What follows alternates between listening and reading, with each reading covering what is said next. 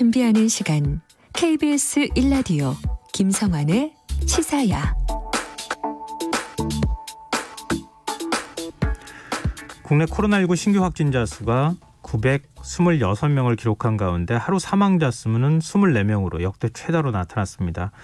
이처럼 코로나19 확산세가 꺾일 줄 모르고 계속 이어지자 수도권 지자체는 오는 23일 0시부터 내년 1월 3일까지 5인 이상 사적 모임을 금지하기로 했는데요. 한림대 강남성심병원 감염내과 이재갑 교수 연결해서 코로나19 확산 상황과 대책에 대해 조금 더 자세한 얘기 나눠보겠습니다. 교수님 안녕하십니까? 네, 안녕하세요. 네, 오늘 신규 확진자 수가 1000명 아래로 좀 떨어지긴 했지만 검사 건수가 좀 줄었다고 또 얘기하더라고요. 이게 휴일의 영향 때문인 것인지 아니면 좀 정부에서도 기대했던 것처럼 정점을 찍고 살짝 좀 내려가는 그런 곡선을 그리는 것인지 좀 궁금한데요. 교수님 평가는 어떻습니까? 네, 아직까지 판단하기는 이르고요. 네. 지난주 같은 경우에도 이제 일요일, 그러니까 월요일 발표도 줄었는데 이제 수요일, 목요일, 금요일 넘어가면서 확진자 늘었잖아요. 네. 그래서 일단 이번 주에 이제 수목금의 확진자가 더 늘어날지 여부를 좀 확인을 해야 정점을 찍은 건지 아니면 계속 진행할 건지를 좀 확인할 수 있을 것 같습니다. 네, 오늘 동부구치소에 이어서 서울구치소 출소자까지 확진 판정을 받았다고 해요. 이 법원과 네. 검찰청이 비상이 걸린 상황인데요. 네. 이 구치소는 대표적인 감염 취약 시설 아니겠습니까? 추가 확산을 네. 막으려면 어떤 대책이 필요할까요? 그 사실 제일 이제 힘들었던 곳인데 그래도 지금까지 열심히 노력을 해서 별일 없이 잘 지내긴 했었거든요. 네. 근데 이제 최근에 이제 지역사회 내 감염자가 늘어나다 보니까 이제 도저히 이제 못 버티는 상황이었다고 볼 수는 있고요. 그래서 이런 경우에는 방법이 많지는 않은데 일단 사람 간 접촉을 최소화해야 되기 때문에 면회라든지 이런 부분도 화상으로 변경해서 한다든지 또는 이제 입소자들 같은 경우에 이제 PCR을 시행하고 입소한다든지 또한 이제 그 교도관들이나 이런 분들도 이제 정기적으로 이제 PCR 한다든지 이런 식으로 검사를 계속하면서 가능성 있는 사람들을 배제하는 방법밖에는 특별한 방법이 없습니다. 좀 걱정스러운데요. 더 많이 확산이 될까봐 아마 네. 우려하는 분들이 상당히 많을 것 같습니다. 그리고 수도권 지방자치단체가 5명 이상 사적 모임을 금지하는 행정명령을 발동했는데요. 네. 물론 적용은 모레 0시부터 이제 적용을 하는 것인데 이번 조치로 확산세가 좀 꺾일 수 있을까요? 일단은 확산세 꺾여야 하는 상황일 정도로 좀 심각하기는 한데요. 네.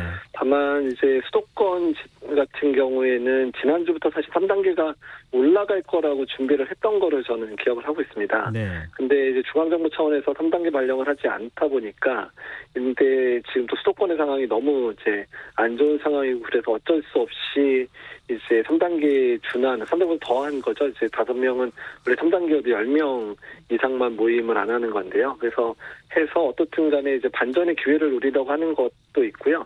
두 번째는 이제 크리스마스하고 연말이어서 계속해서 사적 모임을 통해서 더 많은 확진자가 나오는 걸 차단하려고 하는 그런 상황으로 보입니다.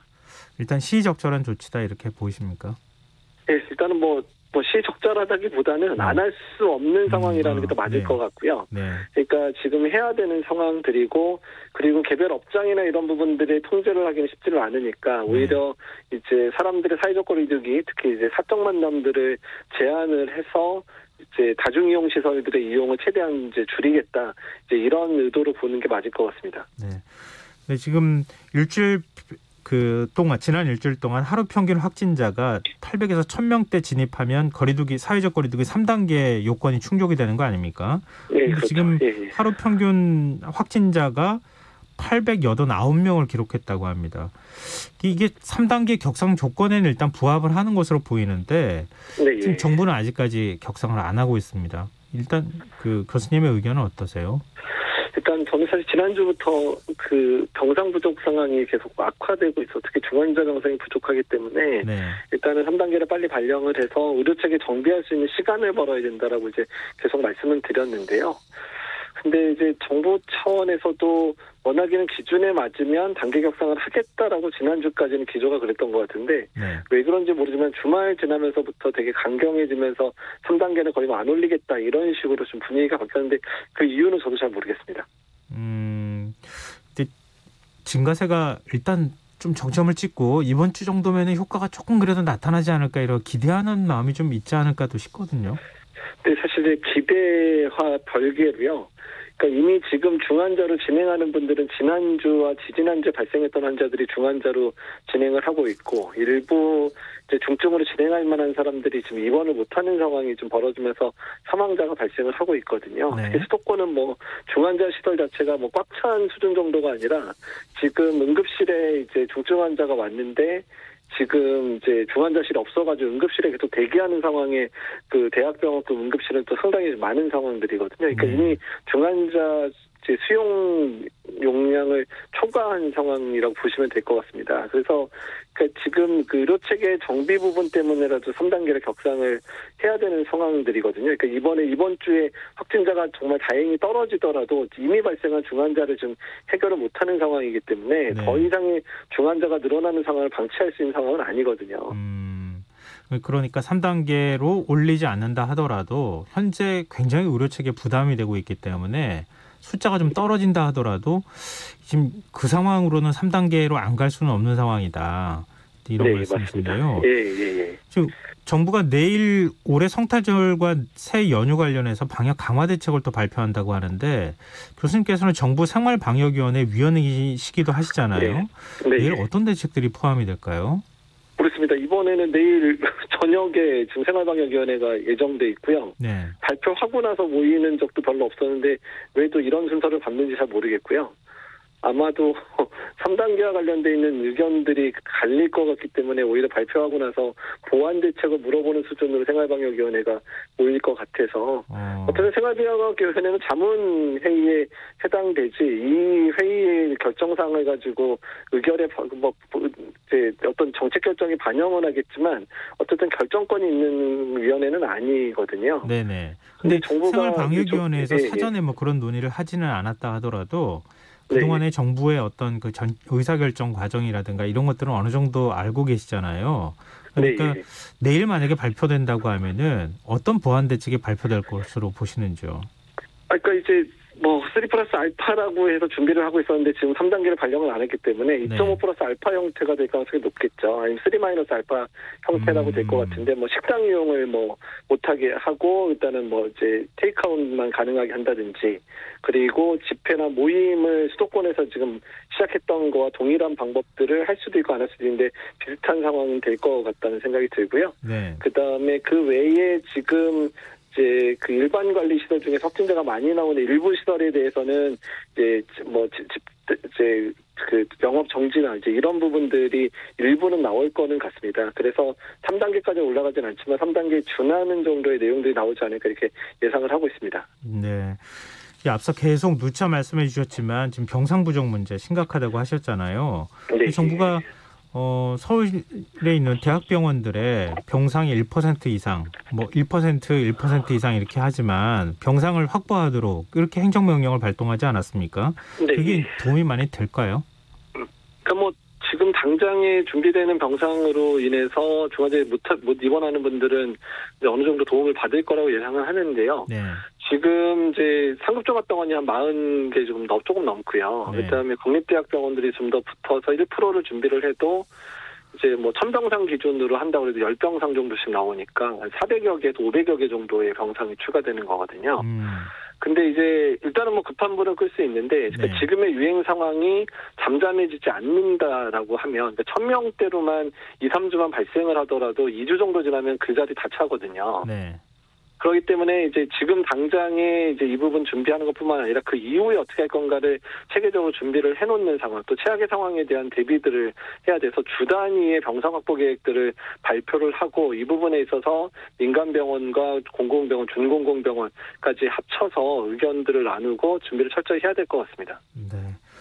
그리고 수도권 내 임시선별검사소에서 어제 하루만 94명의 확진자가 추가로 나왔다고 해요. 이게 이제 조용한 전파가 상당히 많이 이루어졌던 거 아니냐 이런 분석도 나오던데요. 교수님께서 어떻게 보세요? 이게 뭐 그건 당연히 맞는 상황이고요. 그러니까 그러기 때문에 지금 여기저기서 집단 발병이 그런 조용한 감염들을 통해서 확산되고 있는 게 많고요. 다만 이제 어제 같은 경우는 이제 그 일반적인 병원급 운영에서 운영하는 선별진료소 많이 문을 못 열었거든요. 그러니까 이제 임시 선별진료소에 유증상자들도 많이 가서 검사를 받았을 가능성이 높습니다. 아마 제가 듣기로는 절반 정도는 유증상자라고 얘기를 듣고 있거든요. 네네. 그러니까 평일 같으면 일반 선별진료소에서 받을 사람이 열지를 않으니까 이제 본인 증상이 걱정되니까 이제 임시를 방문한 거로 생각이 들고요. 어떻든 간에 뭐 이런 식으로 찾아내는 거는 중요하다는 생각은 들고요. 그만큼이나 지역사회에 만연된 감염 패턴이기 때문에 앞으로 이 유행 패턴이 상당히 길어질 거를 암시하는 결과이기도 합니다.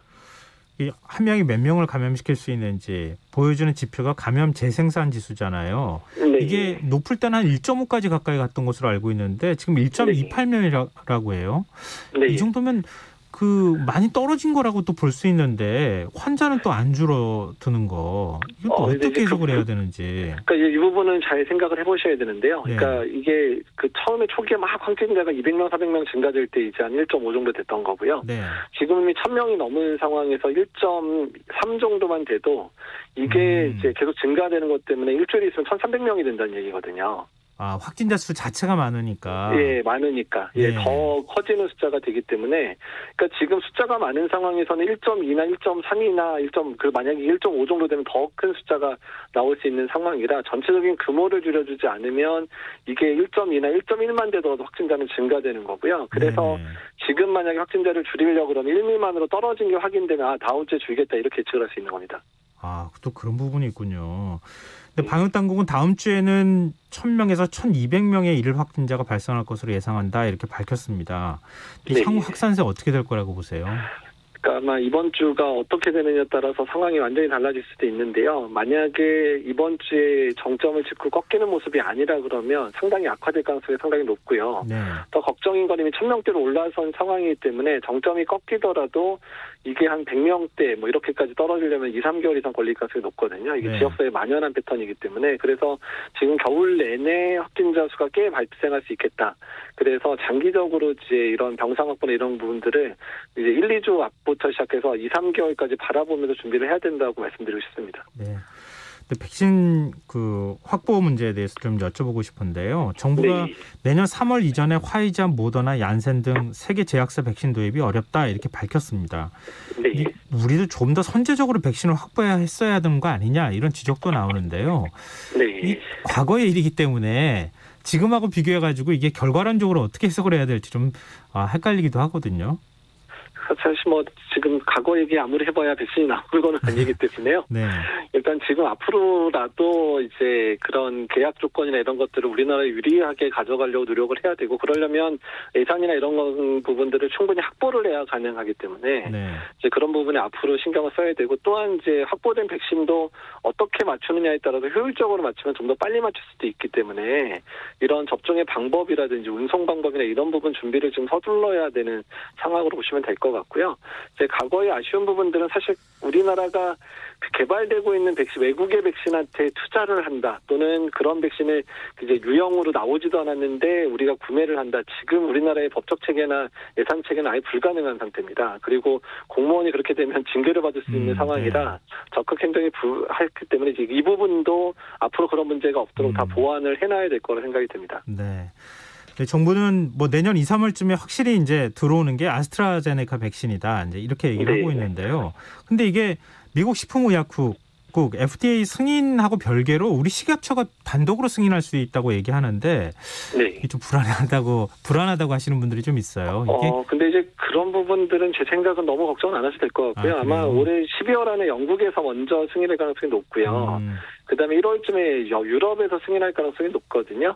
근데 그 정도의 데이터와 그다음에 이제 우리나라 자체 식약처도 이런 걸 평가 능력이 뛰어나기 때문에 그래서 영국 그다음에 이제 유럽 그리고 이제 우리나라에서 정도에서 이것들을 리뷰한다 그러면 굳이 FDA 승인 결과 무관하게 이제 사용이 가능할 거라고 저는 예상하고 있고요. 네. 우리나라에서는 많은 약들이 FDA 승인 없이 유럽의 승인만으로 국내에 사용되는 경우는 최근에 많이 늘었거든요. 네.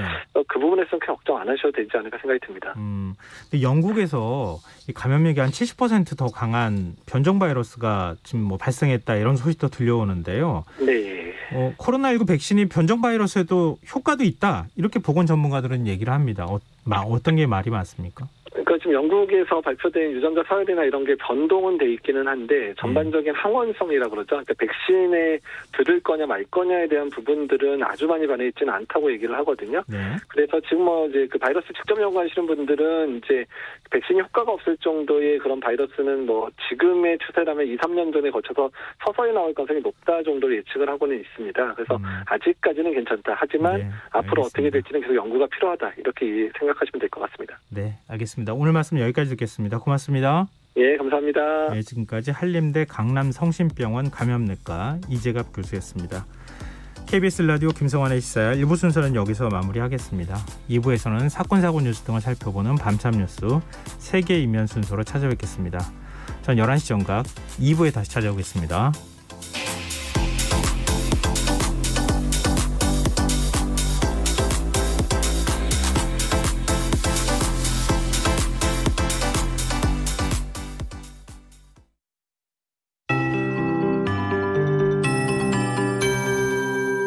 KBS 58분 날씨. 지금 전라북도와 경남 북서 내려